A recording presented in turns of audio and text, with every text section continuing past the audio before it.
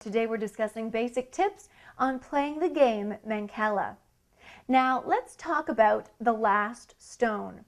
What I mean by this is not your last stone before you've won the game.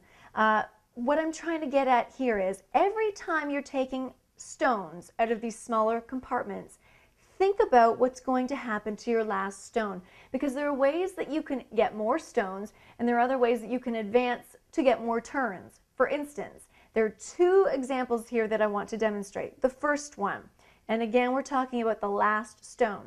You get to choose which of these 6 compartments every time that you want to take stones from and sow them. The object of the game, don't forget, is to get the most stones in your larger compartment, okay? So if we're thinking strategically, I'm going to take the stones out of this compartment here, and I'll tell you why. We sow 1 stone in each of the 2 compartments. I had 3 stones.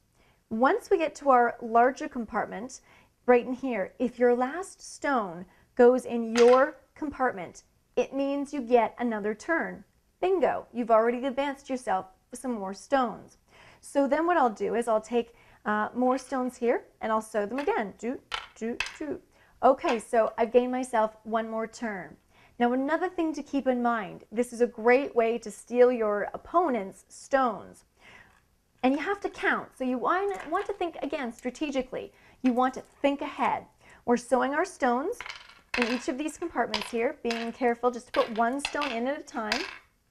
And as we, for instance, I'm going to move this one here, but if your last stone ended up in an empty container on your side, however, there were stones off, this is where you get to take plus that last stone and put it into your compartment as well. A great way to steal your opponent's stones. So if your opponent isn't paying attention, you've got to do some counting ahead, and that's why it gets more difficult the more stones you add, because upwards when you get into 6 stones, sometimes the compartments get so filled up you can't do any counting in there.